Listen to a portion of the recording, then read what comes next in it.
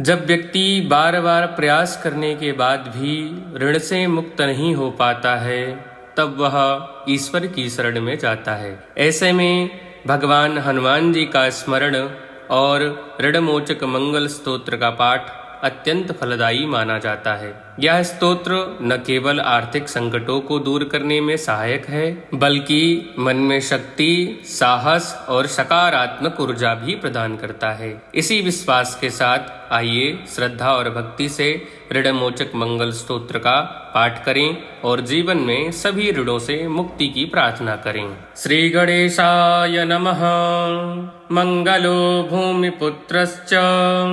ऋणहर्ता धनप्रदः स्थिरासनो महाकायः सर्वकामविरोधकः लोहितो लोहिताक्षश्च सामगानां कृपाकरः धरात्मजः कुजो भौमौ भूतिदो भूमिनन्दनः अंगारको यमश्चैव सर्वरोगापहारकः वृष्टिकर्तापहर्ता च सर्वकामफलप्रदः एतानि कुजनामानि नित्यं यः श्रद्धया पठेत् ऋणं न जायते तस्य धनं शीघ्रमवाप्नुयात् धरणीगर्भसम्भूतं विद्युत्कान्तिसमप्रभम् कुमारं शक्तिहस्तं च मङ्गलं प्रणमाम्यहम् स्तोत्रं मङ्गारकस्यैतत् पठनीयं सदा नृभिः न तेषां भौमजा पीडा स्वल्पापि भवति क्वचित् अंगारकमहाभाग भगवन् भक्तवत्सल त्वां नमामि ममाशेष मृडमाशु विनाशय ऋणरोगादिदारिद्र्यं ये चान्ये चापमृत्यवः भयक्लेशमनस्ताप नश्यन्तु मम सर्वदा अतिवक्रदुराराध्य भोगमुक्तजितात्मनः तुष्टो ददासि साम्राज्यं रुष्टो हरसि तत्क्षणात् विरञ्चि शक्रविष्णूनां मनुष्याणां तु का कथा तेन त्वं सर्वसत्त्वेन ग्रहराजो महाबलः पुत्रान् देहि धनं देहि त्वामस्मि शरणं गतः ऋणदारिद्र्यदुःखेन शत्रूणां च भयात्ततः एभिर्द्वादशभिः श्लोकैर्यः स्तौति च धरासुतं महतीं श्रियमाप्नोति ह्यपरो धनदो युवा इति श्रीस्कन्धपुराणे भार्गवप्रोक्त ऋणमोचकमङ्गलस्तोत्रं सम्पूर्णम् श्रीमन्मङ्गलार्पणमस्तु। ॐ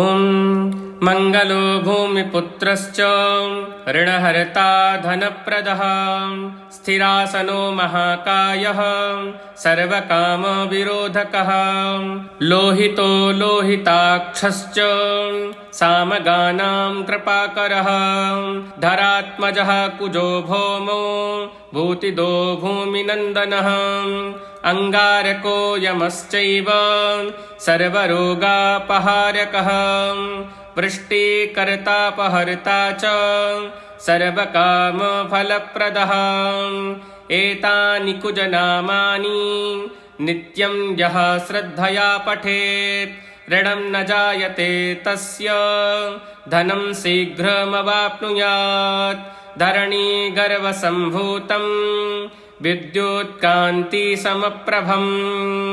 कुमारं शक्तिहस्तं च मङ्गलं प्रणमाम्यहम् स्तोत्रमङ्गारकस्यैतत् पठनीयं सदा नृभिः न तेषां भौमजा पीडा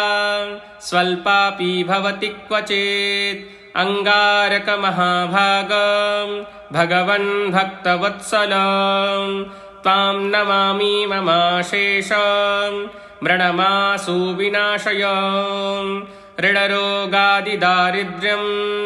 ये चान्ये चापमृत्यवः भयक्लेशमनस्तापं नश्यन्तु मम सर्वदा अतिवक्रदुराराध्य भोगमुक्तजितात्मनः तुष्टो ददासि साम्राज्यं रुष्टो हरसि तत्क्षणात् विरञ्चि शक्रविष्णूनां मनुष्याणां तु का कथा तेन त्वं सर्वसत्त्वेन ग्रहराजो महाबलः पुत्रान् देहि धनं देहि त्वामस्मि शरणं गतः ऋणदारिद्र्यदुःखेन शत्रूणां च भयात् ततः एभिर्द्वादशभिः श्लोकैर्यः स्तौति च धरासुतं महतीं श्रियमाप्नोति ह्यपरो धनदो युवा इति श्रीस्कन्दपुराणे भार्गवप्रोक्तं ऋणमोचकमङ्गलस्तोत्रं सम्पूर्णं श्रीमन्मङ्गलार्पणमस्तु। श्रीगणेशाय नमः। मंगलो भूमिपुत्रश्च ऋणहर्ता धनप्रदः स्थिरासनो महाकायः सर्वकामविरोधकः लोहितो लोहिताक्षश्च सामगानां कृपाकरः धरात्मजः कुजो भौमो भूतिदो भूमिनन्दनः